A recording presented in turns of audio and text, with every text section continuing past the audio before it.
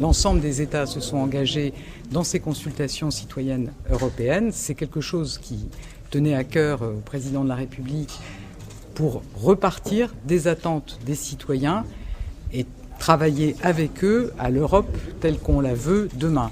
Et aujourd'hui, on a un débat sur les enjeux de la mobilité transfrontalière. Donc c'est évidemment un sujet majeur, j'en suis bien conscient, dans tout le sillon mosellan. Comment on peut mieux travailler ensemble au sein d'une Europe qui est très présente dans le domaine des transports, à la fois sur des règles de sécurité, sur des standards européens, sur tous les matériels, qui accompagne aussi au travers des financements européens les infrastructures de transport. Il reste sans doute des sujets à améliorer. Moi, je pense par exemple, vous voyez, quand on a voulu faire intervenir une start-up luxembourgeoise qui fait du transport à la demande, Cusbus, sur le territoire français, il a fallu qu'on signe un traité avec mon homologue luxembourgeois. Donc on voit qu'on a certainement encore des choses qui peuvent progresser pour donner plus de fluidité, que tous les citoyens se sentent vraiment appartenir à une Europe qui apporte beaucoup aux citoyens. Et c'est le sens de ces consultations citoyennes, de pouvoir partager avec eux ce qu'ils vivent de l'Europe, ce qu'ils vivent de bien, et puis aussi se dire ce qui ne marche pas pour répondre à ces problèmes et avoir un projet européen qui réponde vraiment aux attentes des citoyens européens. Donc ce que je peux vous dire, c'est qu'on est en train de préparer, vous savez, ça fait des années qu'on a beaucoup promis dans le domaine des transports, sans avoir forcément toujours les financements qui allaient avec, ce qui finit par créer beaucoup de frustration.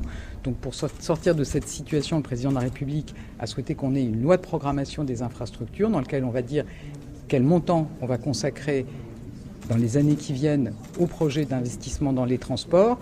Et donc on s'engage sur des choses qu'on sait financer. Dans ce cadre-là, l'A31 bis fait partie des projets qui seront inscrits dans la loi de programmation des infrastructures, avec une solution effectivement en concession sur la partie nord et puis des aménagements sur place, on va dire sur les ressources budgétaires classiques, et un débat qui doit se poursuivre dans le sud.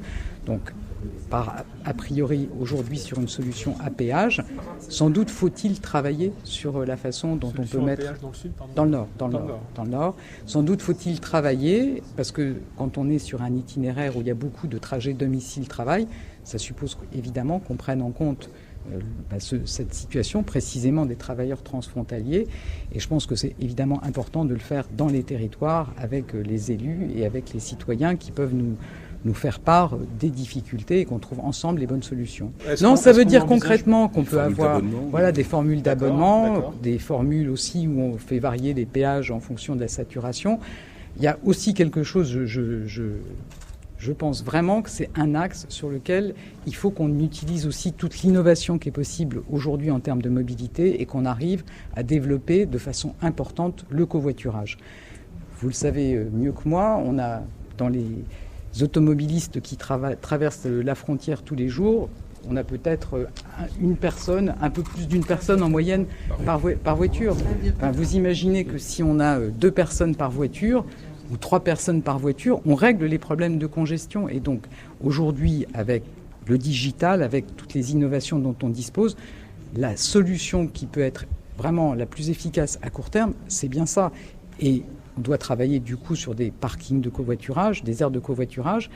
Donc saisissons-nous aussi, on a ces projets, et c'est aussi moi tout le sens de la politique que je porte, on a ces projets d'infrastructures qui viendront, mais qui prennent toujours du temps.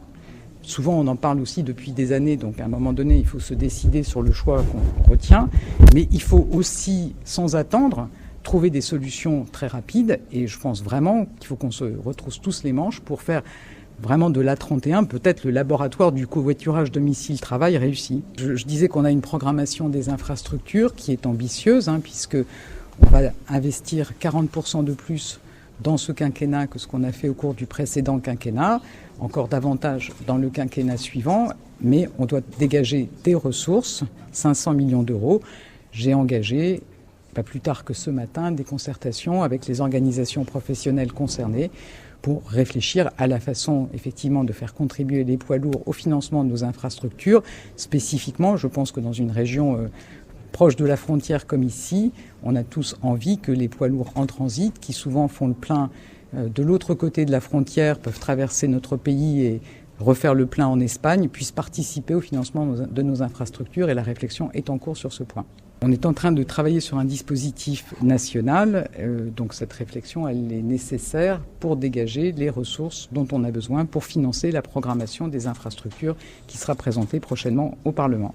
Donc vous savez qu'on a signé lors de la visite d'État de l'archiduc du Luxembourg en France un accord avec les Luxembourgeois sur l'amélioration de cette ligne qui passe par des matériels avec plus de capacité, qui suppose des investissements sur la ligne ferroviaire. Donc on a cette première échéance.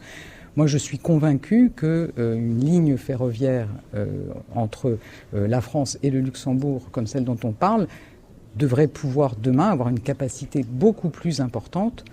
On pourrait avoir une sorte de RER entre la France et le Luxembourg. Et je pense qu'il faut que, quand on réfléchit à horizon 2030, comme on nous invite à le faire, qu'on se dise qu'on pourrait avoir un vrai RER entre la France et le Luxembourg et transporter dans des bonnes conditions beaucoup plus de voyageurs.